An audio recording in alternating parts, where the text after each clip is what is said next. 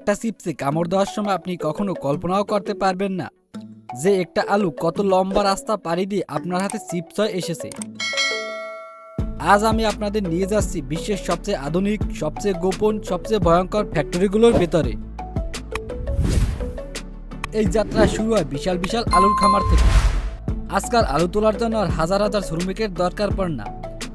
এই জায়গা দখল করে নিয়েছে অত্যাধুনিক দানবাকৃতির হারভেস্টার মেশিন। এই মেশিনগুলো মাটির প্রায় 10 মিটার গভীর থেকে একসাথে পুরো আলু গাছ তুলে নেয়। মাত্র 1 মিনিটেই সংগ্রহ হয় প্রায় 4000 আলু। সবচেয়ে চমকপ্রদ ব্যাপার হলো মেশিনগুলো আলু তুলতেই বাড়তি মাটি আর পাথর ঝেড়ে ফেলে দেয়।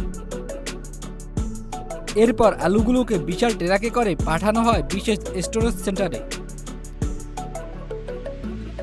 এখানে আলুর জন্য তৈরি করা হয় নিয়ন্ত্রিত কৃত্রিম পরিবেশ। নির্দিষ্ট তাপমাত্রা আর আর্দ্রতায় আলুগুলো মাসের পর মাস টাটকা থাকে। ফ্যাক্টরি থেকে অর্ডার এলে ট্রাকগুলো সরাসরি কারখানায় পৌঁছে যায়। কারখানায় ঢোকার সময় দেখা যায় এক দারুণ দৃশ্য। পুরো ট্রাকটি একটি বিশাল হাইড্রোলিক প্ল্যাটফর্মে তুলে প্রায় 30 ডিগ্রি কোণে কাট করা হয়। সঙ্গে সঙ্গে হাজার হাজার আলু ঝর্ণার মতো নেমে আসে কনভেয়ার বেল্টের উপর। ভেতরে ঢুকেই আলুর প্রথম কাজ ভালো করে গোসল করা। মাঠ থেকে আসার পরও এগুলোকে আবারও শক্তিশালী পানির ধারা আর ইন্ডাস্ট্রিয়াল ব্রাশের নিচ দিয়ে চালনা করা হয়, যেন এক ফোঁটা ধুলোবালিও না থাকে। পরিষ্কার আলুগুলো এবার ঢুকে পড়ে পিলিং মেশিনে। দেখতে বিশাল ড্রামের মতো এই মেশিনের ভেতরের দেয়াল থাকে খসখসে। আলুগুলো যখন দ্রুত ঘোরে তখন ঘর্ষণের মাধ্যমে কয়েক সেকেন্ডে খোসা পুরোপুরি উঠে যায়। এরপর আসে অপটিক্যাল স্ক্যানের ধাপ। এটাকে বলা হয় সুপার স্মার্ট চোখ। কোনো আলুতে যদি পচন বা কালো দাগ থাকে, লেজার লেন্স সঙ্গে সঙ্গে সেটা শনাক্ত করে। এক ঝটকায় বাতাসের চাপ দিয়ে সেই আলুটিকে আলাদা লাইনে ছুঁড়ে ফেলা হয়, ফলে কেবল নিখুঁত আলুই সামনে এগোয়। এবার শুরু হয় সবচেয়ে গুরুত্বপূর্ণ ধাপ, স্লাইসিং। চিপস এত পাতলা হয় কিভাবে, এখানেই মিলবে উত্তর। আলুগুলোকে রাখা হয় একটি উচ্চগতির ঘূর্ণায়মান ড্রামে, যা মিনিটে 1000 বারেরও বেশি ঘোরে। ভেতরে ধারালো ব্লেড আলুগুলোকে মাত্র 0.05 ইঞ্চি পুরো স্লাইডে কেটে ফেলে। একটি আলু থেকেই বের হয় প্রায় 35টি সমান পাতলা স্লাইস। সাধারণ চিপসের জন্য সোজা ব্লেড আর ঢেউ খেলানো চিপসের জন্য ব্যবহার করা হয় বিশেষ বাঁকানো ব্লেড। কাটা স্লাইসগুলোকে আবারও ঠান্ডা পানিতে ধোয়া হয়, কারণ আলুর ভিতরে অতিরিক্ত স্টার্চ থেকে গেলে ভাজার সময় চিপস একে অপরের সাথে লেগে যেতে পারে।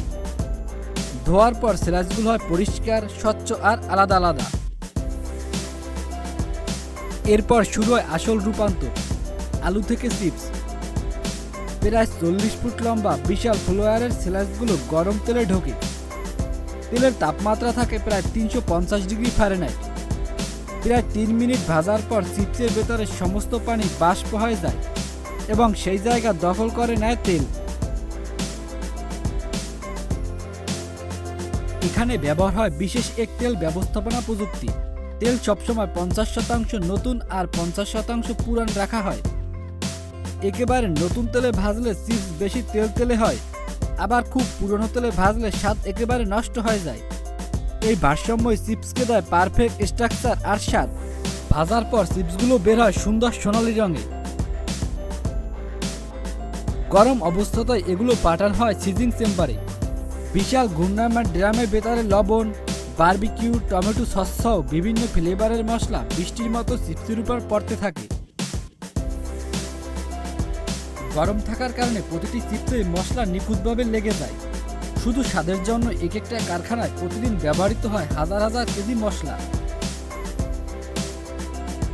সবশেষে আসে প্যাকেজিং। কম্পিউটার নিয়ন্ত্রিত অত্যন্ত সংবেদনশীল ওজন মেশিন 1 সেকেন্ডে ভগ্নাংশের মধ্যে হিসাব করে নেয় কোন প্যাকেটে কয়টা চিপস দরকার। এরপর প্যাকেট সিল করা হয়। অনেকেই মনে করেন প্যাকেটে ইচ্ছে করেই বাতাস ভরা হয়, কিন্তু আসলে সেটা সাধারণ বাতাস নয়, ওটা হলো নাইট্রোজেন গ্যাস। এই গ্যাস চিপসকে দীর্ঘ সময় মচমচে রাখে এবং পরিবহনের সময় ভেঙে যাওয়ার হাত থেকেও বাঁচায়। পরের বার চিপস খাওয়ার সময় একবার হলেও মনে করবেন এই ছোট মচমচে টুকরোর পেছনে আছে কতগুলো ধাপ। কত আধুনিক মেশিন আর কত মানুষের পরিশ্রম। আপনার কাছে পুরো প্রক্রিয়ার কোন অংশটা সবচেয়ে বেশি ইন্টারেস্টিং লেগেছে? আর কি কখনো ভেবেছিলেন এমন একটা চিপস তৈরি হতে এত কিছু লাগে? কমেন্টে আমাদের জানাতে ভুলবেন না। আজকের মতো এখানেই শেষ। দেখা হবে পরের কোনো রোমাঞ্চকর ফ্যাক্টরির ভিডিওতে। ধন্যবাদ।